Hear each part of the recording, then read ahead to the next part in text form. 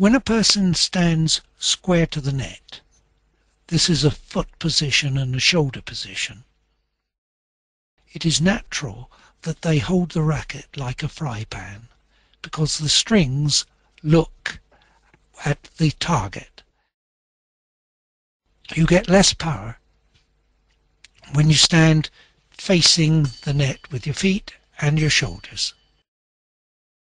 You gain power from a bow action which has to be from the side. If you turn to the side with the same grip, you find that your racket is not looking at the court. It is looking, as should we say, at the net post.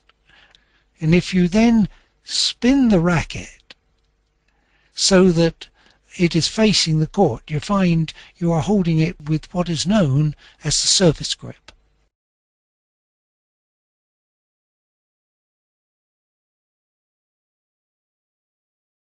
That's why they spin round. They don't change their grip, but they change their stance.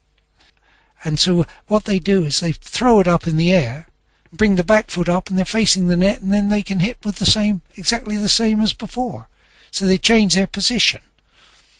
The way to get them to use the correct surface grip from the side is to prevent them spinning round. So they have to stand hitting at the side. So the technique is, you say, now you've got to hit from the side, and if you try to do it and stand still with the same fry pan grip, you find you can't use it properly. The only way you can use it if you change your feet.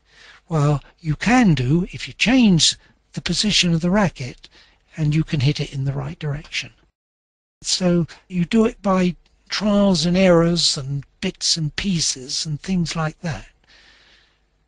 But it is that it's easier to change the grip when you take it out the side than it is when you take it right the way back.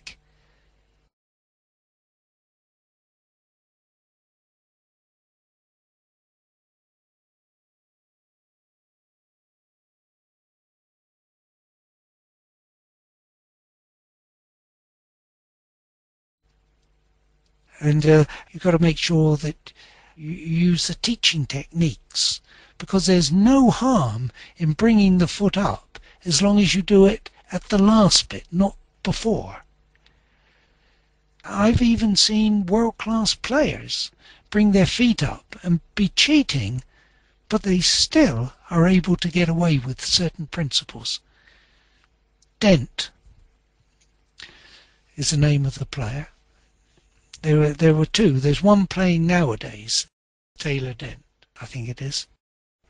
His father used to cheat like mad. He used to bring the foot up before he even began to throw, and he was standing square onto the net, but he had a fantastic serve. It's very difficult to understand. We would have stopped him and said, no, you're not allowed to do that. And yet he had a wonderful serve. Phil Dent was the father, and Taylor Dent. He's a wonderful server as well, but he does it authentically. But his father used to cheat like mad. Cheat meaning he had his own individual style on it. So you try telling him he shouldn't do this and shouldn't do that.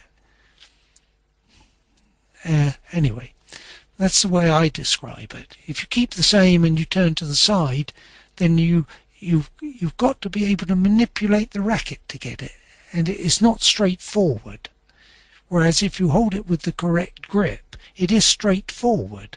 You are easily able to keep your feet at the side and still use the racket face at the ball, so the racket face goes straight at the ball. It's ever so strange because it doesn't feel like that. When you first change your grip style, the ball always swings out over the side. That's because they change their feet position. Another way to prove it is to stand face on, okay, and hold it with a fry pan grip, and you hit it straight at the court. And then if you change the grip to a proper service grip, but don't change the feet, and you say to them, now hit it in that direction, the ball spins right into the side wire at the side of the court. In other words, the face of the racket is on the side of the ball, isn't it? So the ball spins across. So what you do is you get them to do that first, and you say, that can be corrected. You've got the right grip now. It's difficult to make them understand this is the right grip, by the way.